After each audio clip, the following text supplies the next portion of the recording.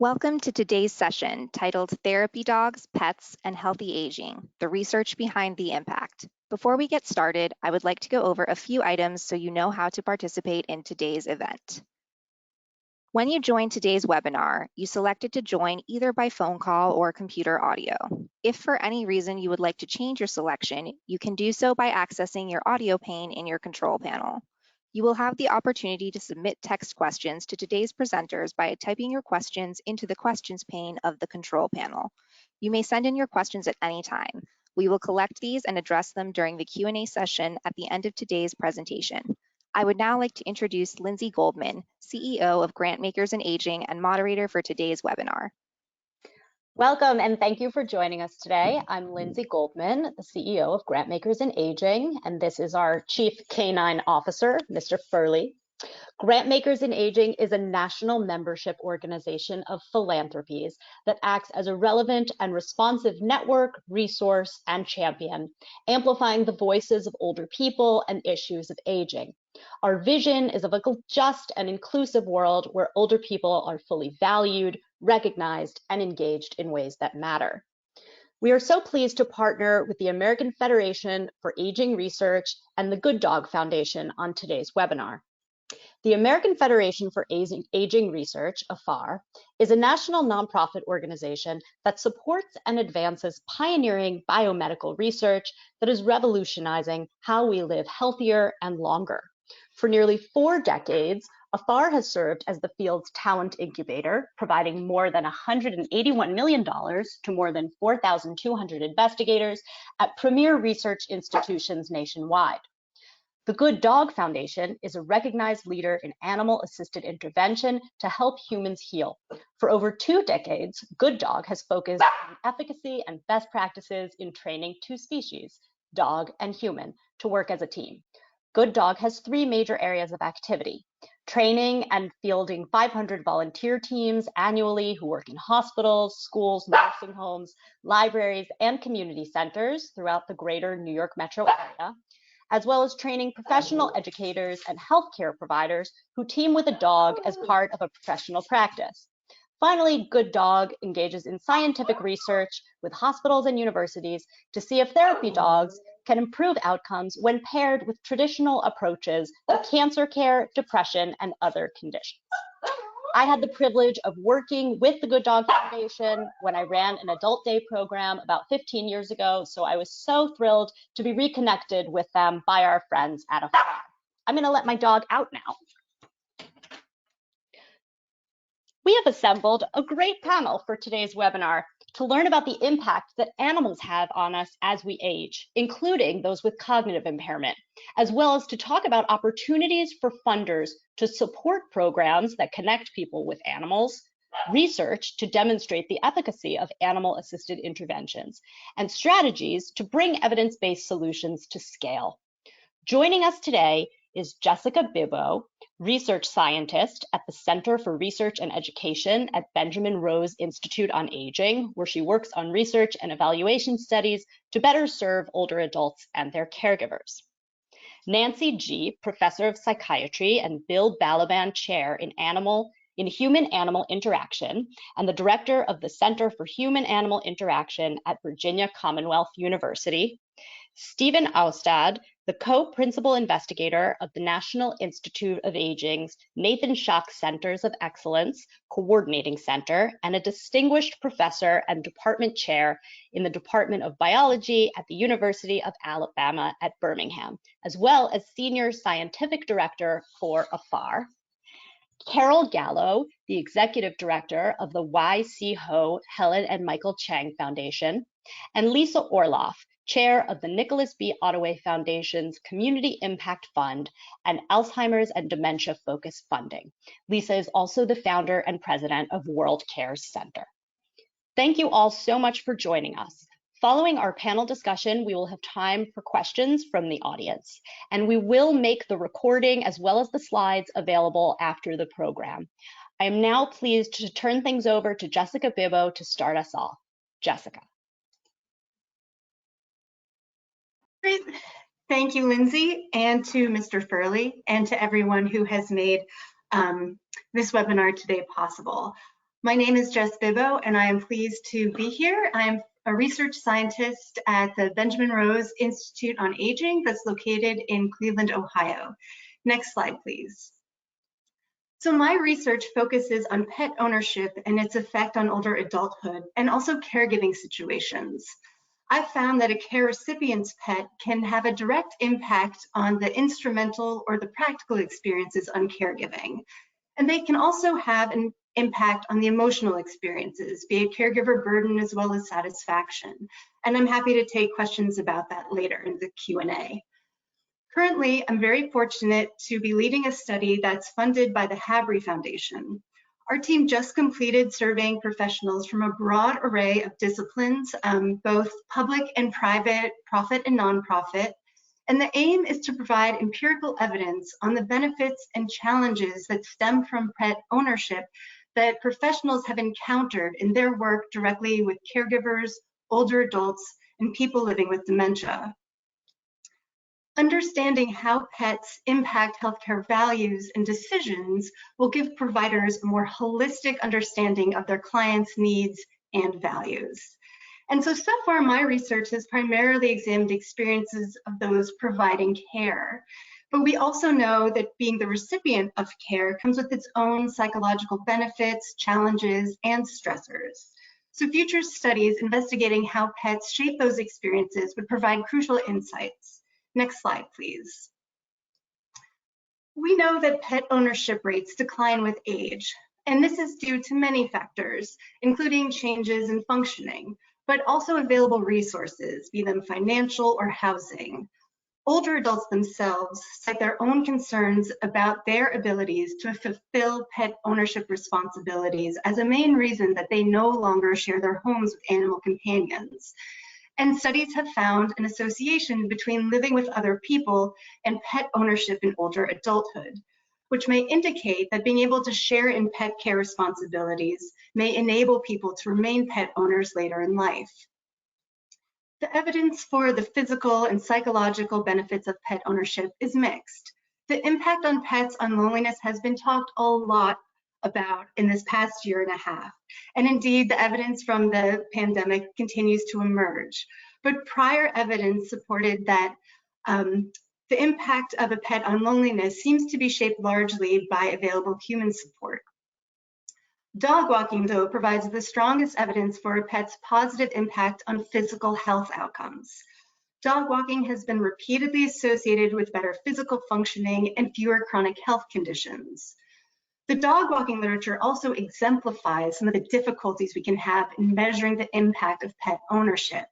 Not all people who have a dog can or do walk their dogs. So it's not simply having a dog inside our homes that impacts our lives. It's the ways that we interact with these animal companions. And that's directly shaped by what we call the human-animal bond. And this bond is defined by the American Veterinary Medical Association as a mutually beneficial and dynamic relationship between people and animals that's influenced by behaviors essential to the health and well-being of both. And indeed, studies have found that this bond affects dog walking behaviors, those reporting closer bond walking dogs more regularly. But while the importance of experiencing the human-animal bond does not seem to change with age, specific aspects may become more important as we move through life. Next slide, please. Our social networks shrink as we age.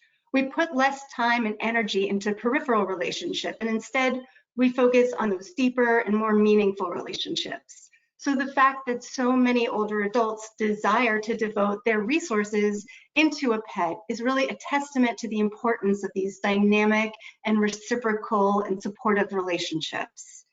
And indeed, this social and emotional support can be particularly important for those who are isolated or unable to regularly engage with other people. And a pet can also provide an important opportunity to care for another. And these tasks, these pet care tasks, can provide a motivator and structure to a day. The cat needs to be fed, the dog needs to go out, and pet care has been found to provide a motivator for our own health behaviors. Evidence strongly suggests that pets can provide motivation when recovering from an acute condition, including a heart attack or a stroke, but also when living with chronic physical and psychological conditions. The need to be needed does not disappear because you've had a lot of birthdays or you've experienced changes in functioning. And for some, a pet could be the last relationship in their lives in which another is dependent on them, and this can be deeply meaningful and needs further study. Next slide, please. So first, it is important to know that dementia is not a normal part of aging and that it is possible to live well with dementia. We also know that asking a person who is living with dementia about their own preferences and values helps to provide person-centered care throughout the progression of these diseases. And pet ownership is one way for people to express their values. Unfortunately, it's also understudied, especially in people living in community settings. But we do know that people living with Alzheimer's disease report that animals can provide a way to easily engage with the world. We as a species largely rely on language and also time travel in our conversations. We go from the present to the future and back again. And these both can be very difficult to do when living with dementia, and neither is required when interacting with a pet. Animals can also provide opportunities for comforting touch, and this can be very important and have a calming effect. They can also elicit memories of the past. People's oldest memories become more salient as dementias progress. People living with dementia may think of the bond they shared with past pets, and this can prompt conversations about memories and past experiences with the people around them now. But the research we have right now on this topic, it largely comes from settings such as nursing homes, and more study is needed to know how the human-animal bond influences well-being and how it changes over the progression of these diseases for people in the community. Next slide, please. So finally, I want to provide you with some human-animal interaction terms that may be helpful for this webinar. I've talked about the dynamic and reciprocated bond that shapes the experiences of humans and other animals who are involved in these interactions. But another term that is helpful to know is service animals. And this actually has a legal definition, which is provided in the American Disabilities Act. And these are dogs that perform specific tasks for people living with a range of different disabilities. And these animals have a legal protection for the right to be in public spaces. Therapy animals, though, work with their person in a very different way. They work as a team to either provide a goal-directed therapy, such as a psychologist or a physical therapist who may incorporate a dog into their work. And they're also volunteer teams of people and dogs who've been trained and screened to visit with people. And this is probably what most of you think about when you think about therapy dogs working in a nursing home and a hospital. And I know Nancy G will be telling you more about this shortly. Next slide, please. So please, this is my email and contact information. Don't hesitate to reach out, and if you would like any of the literature I spoke about today, and thank you again.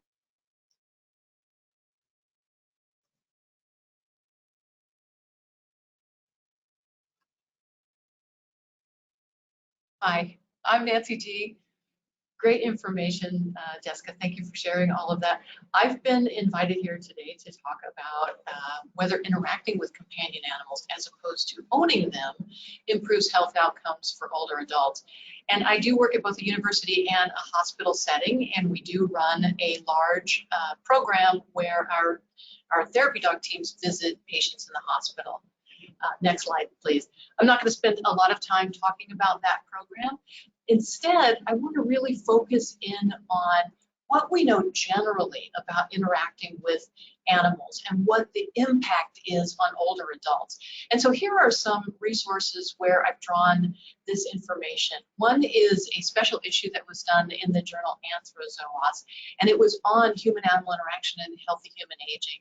And in that issue, Megan Mueller and I conducted a systematic review of the known literature on pet ownership and on animal interactions among older adults.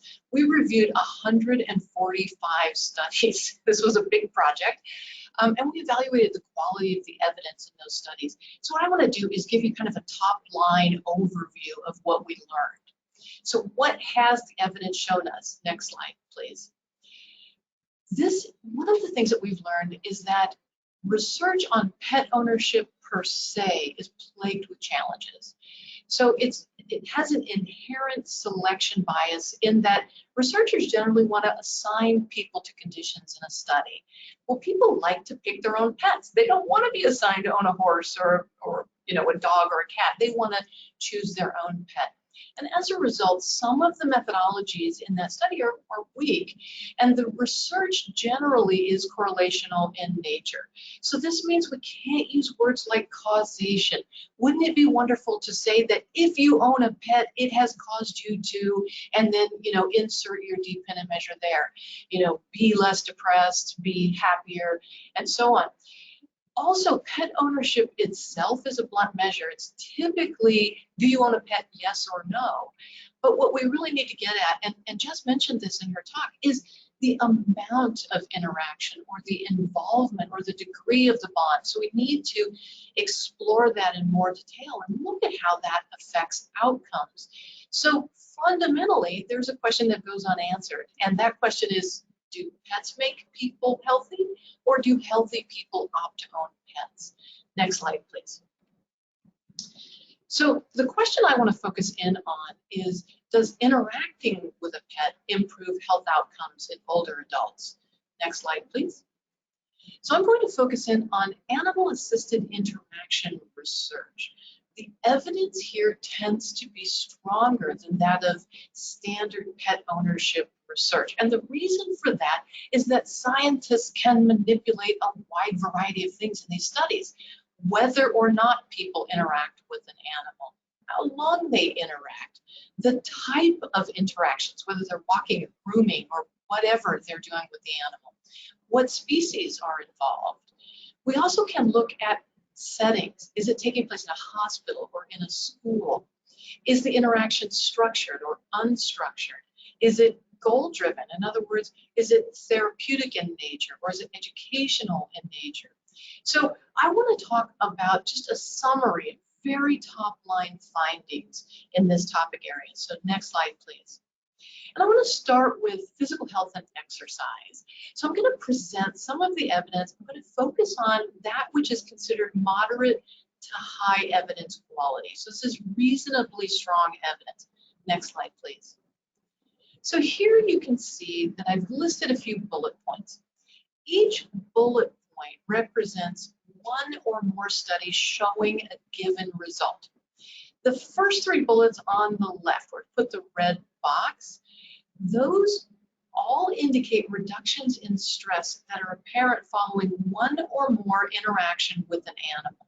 So we see that when an older adult interacts with an animal, we see decreases in cardiopulmonary, neurohormone, and anxiety measures. We also see reductions in heart rate, muscle tension, skin temperature, and blood pressure, all indicative of sort of a decrease in a stress response or relaxation, if you will. Then the remaining bullet points sort of exemplify other types of research showing benefits from short-term interactions with an animal, most frequently a dog. Most of the research involves dogs. In some cases, these are one-time interactions, and in other situations, the participants interact with the animal several times. So again, on the left, you can see that a study has shown, for instance, a decreased risk of falls and a lower hospitalization rate. On the right, we see increases in physical activity, and as Jess pointed out, walking. So we see increases in walking distance and walking speed and walking ability and overall stability.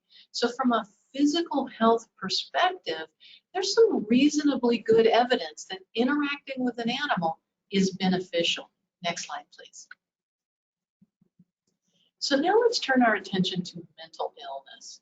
And older adults are at an increased risk. So take depression, for example. It's the most common psychological disorder in Western society. And there's little doubt that the pandemic has exacerbated feelings of loneliness and depression for all of us. But older adults in particular, older adults are at particular risk for loneliness and depression because they have decreasing social networks, they have increasing physical health problems, increasing levels of anxiety, and because of the pandemic, they've been disproportionately impacted due to higher infection and fatality rates among older adults. So let's take a look at mental health and the role of interacting with animals. So next slide, please. In terms of mental health, again, each bullet point represents one or more study. So when older adults interact with animals, we see decreases in depression, and the evidence there is fairly strong. We also see some indication of decreases in loneliness, anxiety, behavioral problems that are related to agitation, fear, mental stress as measured by salivary CGA. We also see increases in social behaviors and interactions, and that's important. They're more willing to interact, which we know helps for a number of mental health issues.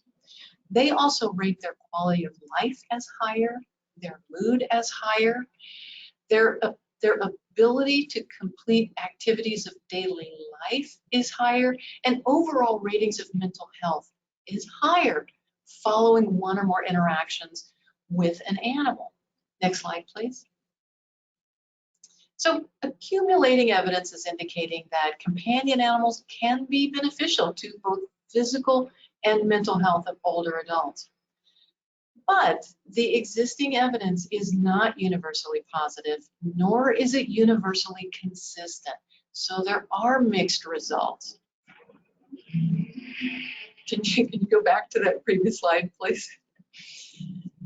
Further, there are a number of things that we really need to consider before we begin prescribing pets to people as a form of treatment. Now let's go to the next slide, thanks. So pets are not a panacea. The reality is that not everybody likes pets. Some people are afraid of animals, some people have allergies, and we need to consider the animal side in this entire equation. Some animals are not well suited to be therapy animals or to be put into situations where they're required to interact with people. So it's important to keep these things in mind as we consider this research. Next slide, please. But at the end of the day, we have much to learn. We need more research. We need to identify what works for whom and under what circumstances. How much or how often is interaction needed to achieve the effects that we're looking for? What populations are most likely to benefit? What is the role of pet ownership history? Do you have to have owned a pet in order to benefit from interacting with a pet? We need to have a better understanding of that. What species are most likely to be effective? We've got a lot of research on dogs, research on horses. Other species we don't have a ton of evidence for. We have some evidence about cats and fish, but we really need to have a better understanding of all the different species. And what about the animal side of this? Do they enjoy it? We really need to have a better understanding of enjoyment in animals. We have some quality of life measures, and we can take physiological measures, and we can look at behavioral assessments. But at the end of the day, their quality of life absolutely matters as we do this. If they're stressed, then it's problematic. We need to make sure that they're enjoying what they're doing. Next slide, please. So we have an encouraging foundation of evidence on which to build. And I think this is an exciting time to be involved in research on the human-animal bond. Thank you for your time.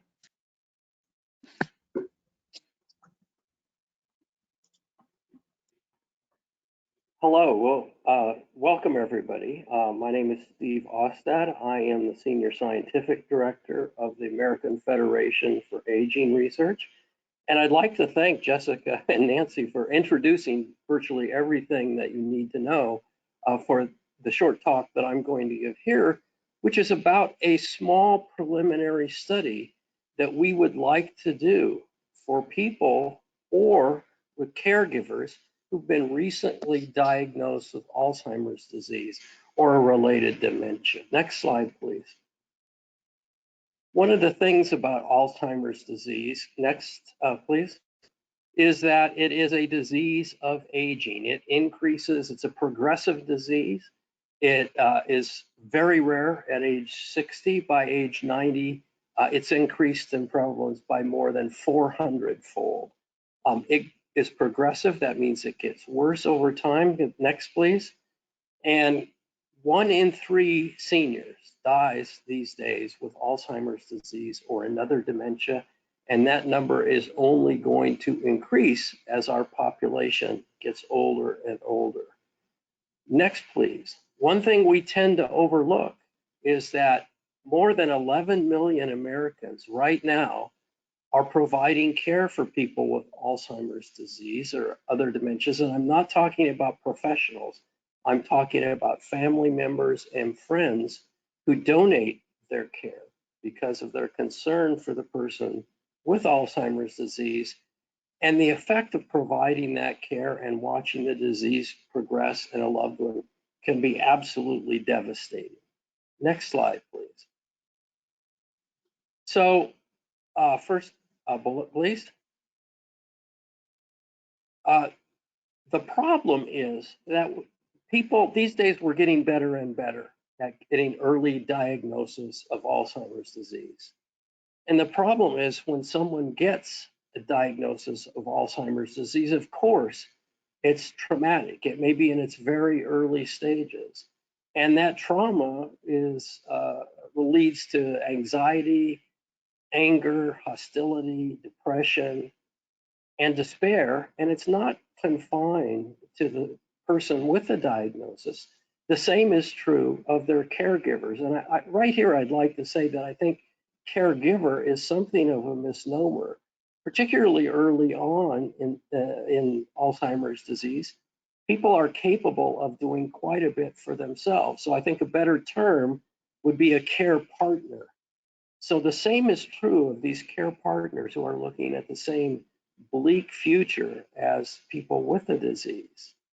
And this response, this very natural response of confusion, anxiety, depression, and hostility can really undermine a patient's ability to care for themselves, do what they can for themselves, and it compromises the quality of life. And again, the same problem is faced by the caregivers. Next slide, please. So the organizations like the Alzheimer's Association have developed programs which are facilitated 8 to 12 week group support or education workshops for early stage Alzheimer's patients and their care partners. And the goal of these programs is to reduce that anxiety, anger, and despair, to help them share their experiences, their coping strategies, the problems they're having. And the facilitators in those situations are not involved in sort of giving information or directly interacting. The facilitators are designed to get the participants to interact with one another. If the facilitator can get that to happen, they can step back and just let the group members help each other out. And one of the things that facilitators have told me is that evoking fond memories, such as with familiar music, is a particularly comforting and therapeutic approach. Next slide, please. Next. So what we are proposing here is a collaboration between the Good Dog Foundation and the American Federation for Aging Research. And the goal is to determine whether introducing certified therapy dogs into these programs to work with program facilitators will help them encourage the participants to interact with one another. That's one of the problems they have. People in early stages of Alzheimer's disease have been traumatized by the diagnosis, or their caregivers are resistant to interacting with one another, yet that's the whole goal of these programs. So we're proposing a pilot project that will introduce animal-assisted intervention into these programs, and the outcomes of that, which we would look at greater life satisfaction, less depression, less anger, again, in both the patient and the care partner, will determine whether a broader study should be introduced. If the results are promising, assisted animal therapy may become a standard part of these sorts of programs. As Nancy emphasized, this is not for everyone. People would have to be screened. It would have to be people that are comfortable around therapy animals. But to the extent that it's successful, it could enhance and prolong the quality of life for patients and their caregivers. I think I should add that currently there are no known effective therapies for Alzheimer's disease. So really what we can do at this point is try to enhance the quality of life. Next slide, please. So the process that we'd like to begin is to develop partnerships and really design the details of the study. There are nuances that I think that Nancy explained very well in how one would go about doing study. We would then like to find a group of interested facilitators and organizations that would work with us so that we can have the animal-assisted programs and some control programs without the animal assistance. Depending on the results, we would like to move from this preliminary program to a larger study. And to the extent that that study is successful, we would publish the results. And if they're positive, those results, we would hope, would be implemented widely to really increase the quality of life and prolong the quality of life, both of the people that have Alzheimer's disease and the people that will be taking increasing care of them as the disease progresses. Next slide, please. For more information, and I'm happy to answer questions, but for more information, here is a website that you can look at, or you can email the Executive Director of the American Federation for Aging Research, Stephanie Letterman, at the address shown below. Thank you.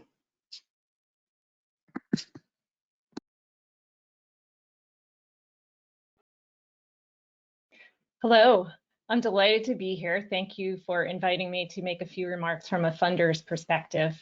I'm Carol Gallo. I am the Executive Director of the YC Ho Helen and Michael Chang Foundation.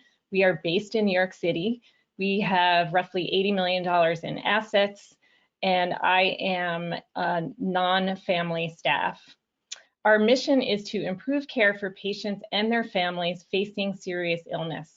Since 2006, when the foundation made its first grant, we've awarded over $41 million overall. And since 2008, when the Family Board developed its mission, we've awarded almost $28 million towards serious illness care, mostly investing in palliative care programs. May I have the next slide, please? The Ho Chang Foundation has several palliative care grant-making strategies, and our top two are shown here. Roughly 70% of our mission funding goes to workforce development to address the acute shortage of palliative care practitioners. These are mostly education and training grants for doctors, nurses, and other interdisciplinary team members. Another 15% or so of our funding goes to increasing access to palliative care for everyone who needs it, including traditionally underserved populations, and where they need it. So not just in a hospital, but in their home, in a local outpatient clinic, or in a long-term care facility, for example. I do want to note that our funded programs are for individuals of all ages who are facing serious illness. In fact, every year, roughly 25% or 30% of our funding goes towards pediatric patients. So where do the animals fit in? Within our mission funding, we have taken an interest in the ways that the patient experience can be improved beyond just relieving physical symptoms. For example, over the past few years, we've funded more social workers and chaplains because we've come to recognize what a crucial role they play in addressing a lot of the psychological and existential issues that might arise with serious illnesses. Similarly, we've also funded a very small portfolio of what some might call complementary therapies, and this would include art therapy, music therapy, and animal-assisted therapy. And these are interventions that I personally am very interested in. I'm a lifelong choral singer. I was an art history major in college, and I currently live with a dog, 2 cats, and 3 or 4 fish. I'm not really sure. And we have seen that these interventions can have a profound effect on patients and their caregivers as they face serious illnesses. And we're always happy to see them being used in the palliative care programs that we're funding. So in terms of the Foundation's specific animal-assisted intervention funding, we've made 19 grants over the past 10 years, and that's totaling a little less than $350,000 overall. So it really is a tiny piece of what we do in palliative care funding, about 1 to 2% of our 2 million or more mission funding that's made in any given year. I will note that we don't have any plans to expand this funding at this time, unfortunately. That being said, what has the Foundation looked for in funding animal-assisted therapy programs? Because our investment is so small relative to our grants budget overall, we do hope to get a bigger bang for our buck than simply paying for therapy teams to visit patients. We also factor in innovative programming, participation in evidence-based research, development of quality standards for both training and for interventions, and the ability to scale or replicate programs. Is the organization not only providing therapy team interactions to patients, but also working to improve and grow the field as a whole? So that is our Foundation's perspective. How can we get other funders to do more to support animal-assisted therapy programs? I believe that building out some of the ideas that I just mentioned that are pictured here on our pretty orange lotus would be a good start.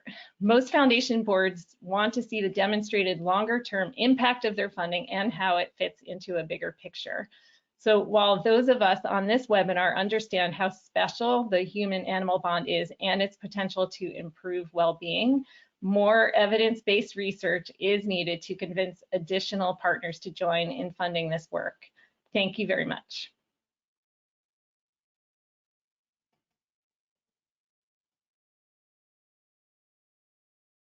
Hi there. My name is Lisa Orlov, and I am the chair of the Community Impact Fund of the Nicholas V. Ottaway Foundation, and also the founder of World Care Center.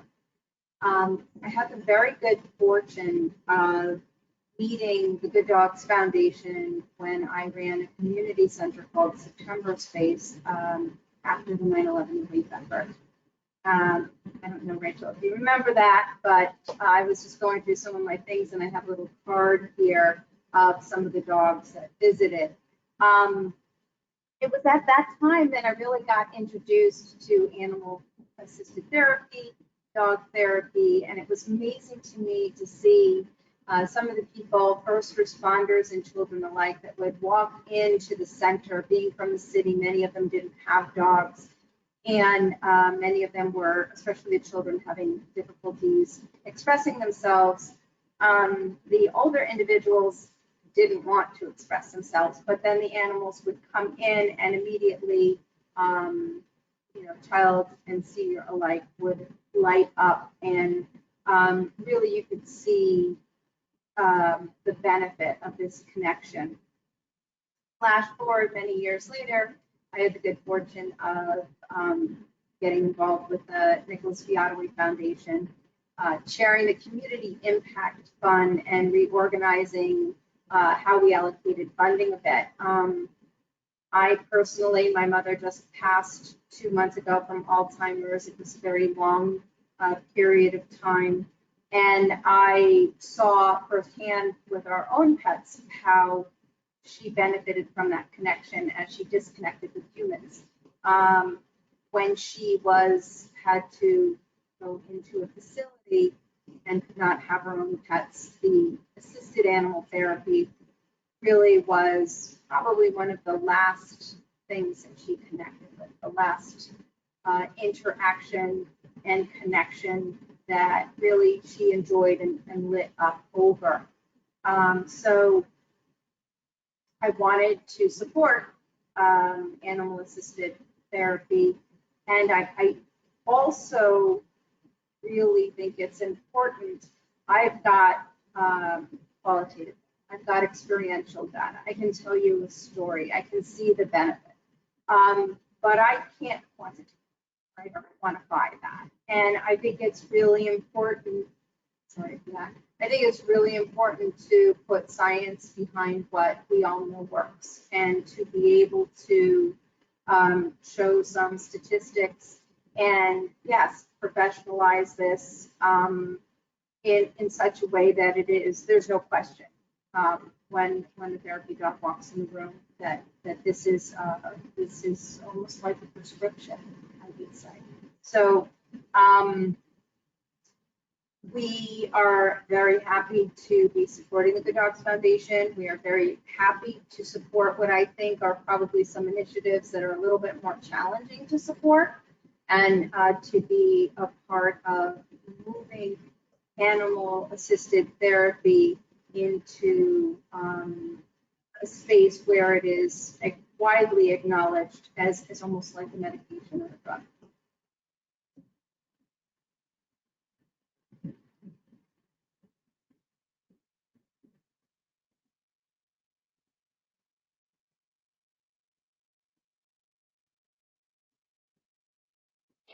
Thank you so much, Lisa, and thank you to all of our panelists. If everyone could please put their cameras back on, we're going to shift to our question and answer session. And I'd like to welcome Rachel McPherson, founder and president of the Good Dog Foundation, as well as Bruce Fagan, executive vice president. Thank you so much for being with us today. Thank you. Thank you very much.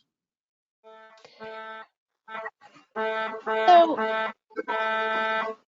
someone is in an area with lots of traffic. So you've all presented some really compelling evidence. I know, from my own life, suffering from chronic migraines, when I have a migraine and I snuggle with Mr. Furley, there seems to be some sort of therapeutic value there. And so I'm wondering if you can comment on the evidence for dogs or other types of therapy animals on pain management. And, thinking about palliative care, how are people using animals to reduce pain, especially since, so many older people do experience chronic pain? I'm happy to speak to that. There have been published studies. One, I believe, came out a few years ago by Connell and colleagues, and it was looking specifically at older adults managing chronic pain. And it asked them about their experiences. And everyone in that study, as Nancy had said, these are people who had self-selected to not only own dogs, but also to participate in a study about this topic. But they all described that they had incorporated their pets, be them cats, dogs, into some kind of daily pain management. If it was, to kind of distract them from focusing on the pain, or even doing behaviors such as making sure that they get up and walk so that their knees don't ache. So there's a strong amount of evidence that even though snuggling with Mr. Furley isn't going to make a migraine necessarily go away, but it might mitigate the experience of that, and also keep you motivated to engage in behaviors that will lessen the severity and the chances of it occurring to the degree that you can. Thank you. Yeah. Lindsay, can I jump in on this question? A number of years ago, the Good Dog Foundation completed a study in partnership with Mount Sinai Medical Center. And what I'm referring to isn't exactly physical pain, but it was a study looking at patients who were undergoing chemotherapy and radiation therapy for throat and neck cancers. And the therapy is very effective, but the therapy also produces terrible physical pain and emotional and social degeneration. And the idea was to see whether 15 minutes during infusion or while waiting for radiation therapy of contact with a therapy dog might alter that landscape for patients. And the results were really kind of profound. That patients who had access to these therapy dogs during this treatment often said, "I'm back here because of the dog." So there was some evidence of dogs being helpful in dealing with the emotional and social consequences that often accompany physical. And Lisa, your dog agrees. My 2 dogs. Jessica, you briefly mentioned service dogs. Can we talk about service dogs with older populations? There's been a lot of attention, especially following COVID, being paid to social isolation. And is there an opportunity here for a human-animal interaction to play a role in mitigating the effects of isolation, especially since you did mention that that people who live with other people are more likely to have pets? So how can people who live alone benefit from the human-animal interaction? Well, one essential thing in having a service dog that a lot of people may not think about when they are interested in getting a service dog is that there is a lot of work involved in having a service dog. And to some degree, it can be more than having a regular pet because you also have to keep up on training. There is an organization out of the UK, and it's the Dementia Dog Project. They have done a pilot study and published it recently in Dementia. And they found that having a caregiver, as Steve nicely put it, a care partner involved was really essential for the success of having a dog. And these were dogs that were trained specifically to live in homes with a person living with dementia. So I think it would be hard, it would be difficult to have a service dog specifically for people who are isolated. But I think that a tremendous opportunity to be for visiting kind of therapies would be a tremendous way to have not only the interaction with the dog, but also with people. And also we know there's so much evidence that dogs really help build rapport between people. So having a visiting team may be a fantastic way to mitigate social isolation. So Carol and Lisa, from the funder's perspective, was this a tough sell to decision makers? How did you frame it, and how do you get buy-in? Lisa, do you want to go first? Decision maker. So, you know, I gave Bruce a really hard time. I give Bruce a really hard time. I want to know deliverables. I want to know how many people we're going to reach. I mean, I want quantitative data. I want to know the impact that you're going to make. And this is hard because this is a long-term commitment. There's my baby right there. This is a long-term commitment, right? This is not, and so it wasn't a difficult decision to make. However, it required a couple of passes for me to completely understand the steps, you know, what is our investment and what is our return on investment. And then there are just some things you know you need to do, even though those answers can't be made.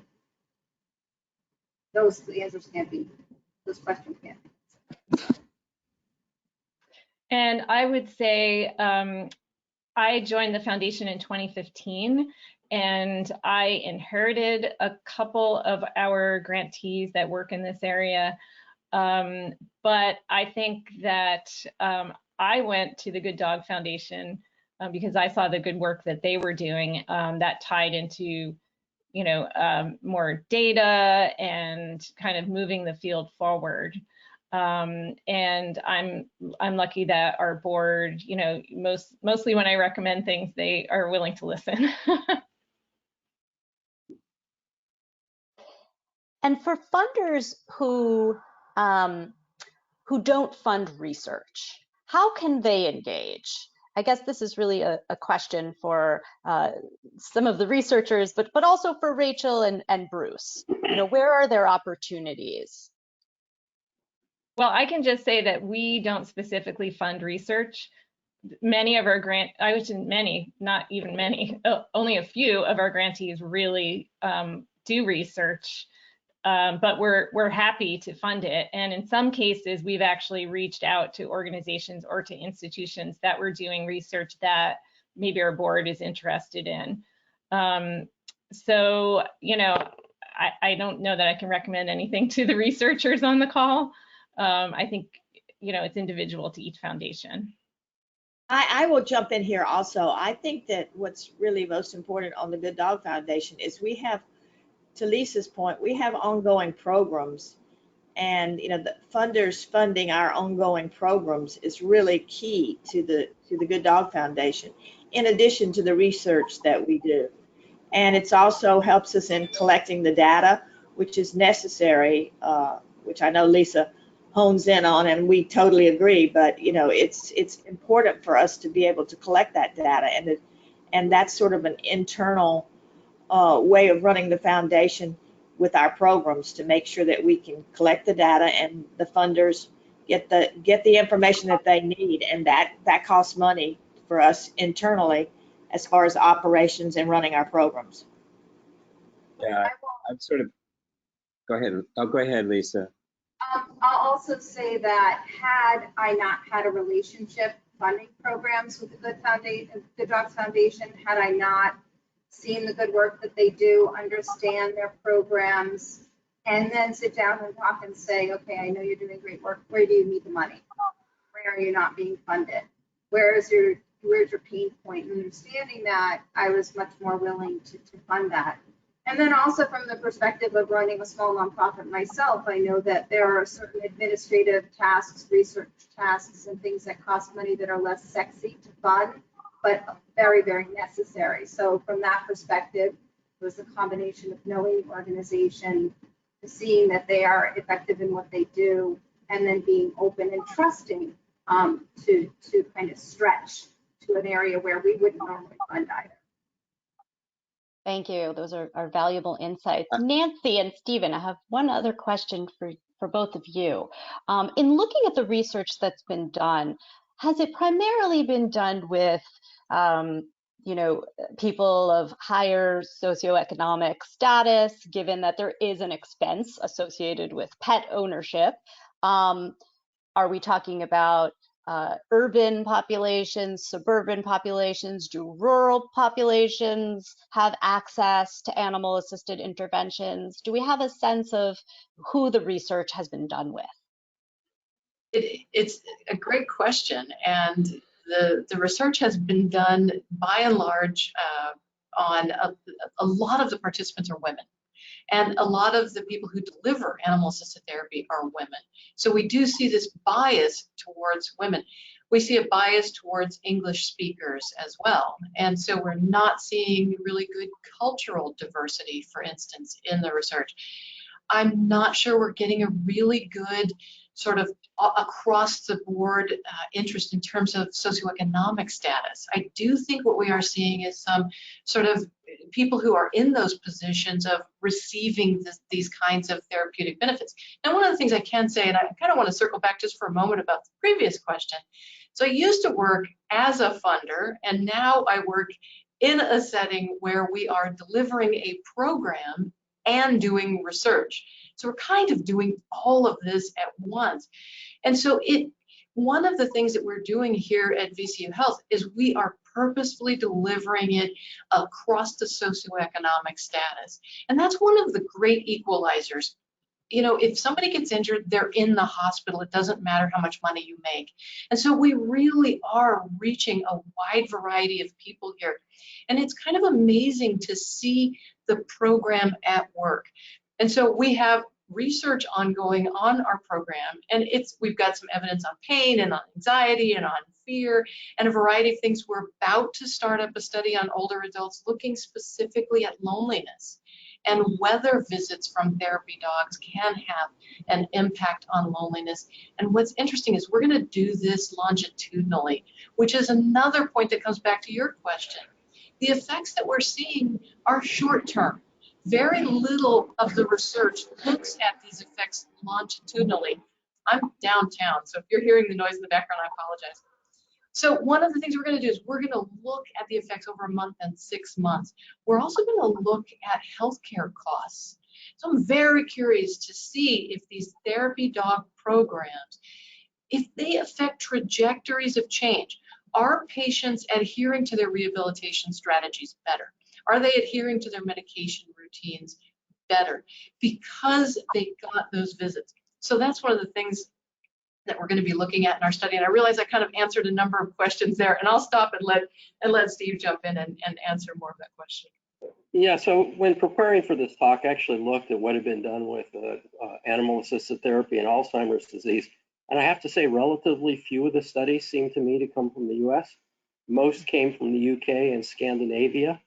And I think that mitigates this issue of whether it's the spectrum of socioeconomic status people that are getting it because of their different style of healthcare. One of the things I would point out is that Alzheimer's is the only major cause of illness and death in the world in which women suffer more than men. And men die at higher rates of virtually everything, but not Alzheimer's disease. It's really much, and it's also a disease that strikes lower socioeconomic status individuals at a considerably higher rate, and underrepresented minorities at a much higher rate than it does the others. So I think to the extent that this is a cost-effective approach to mitigating disease symptoms, this may be something that's really movable into places where it's most needed. Has any of the research been done in senior centers or community-based organizations? Absolutely. So Erica Friedman has done some work in nursing homes. There's actually a CAT study done in senior citizen centers. So some of that work has been done there, but at the end of the day, we need more evidence. We need to fund more of this work so that we can understand where these visitation programs are most effective and how we can deliver them in an efficient way. One of our biggest problems in our program is that we get way more patient requests than we can meet. We've got 91 therapy dog teams that visit throughout the VCU health system, and we get more requests than we can meet. And so we need to deploy our resources as effectively as possible. And our resources are our amazing therapy dog teams. And so we need to learn more. We need more of that research to understand how best to deploy them. Well, we are at the end of our hour, so I want to thank all of the panelists, as well as the American Federation for Aging Research and the Good Dog Foundation for hosting this webinar with us today. As I mentioned, we will be making today's presentation available to anyone who wishes to view it later, including the slides and the audio. So watch for an email to be sent in a few days. And please follow us on Twitter, Facebook, and LinkedIn, and please complete the brief survey that will appear after the program to help us improve future programming. And finally, thank you all for participating in today's webinar. Please be well. Thank you. Thank you. Thank you all.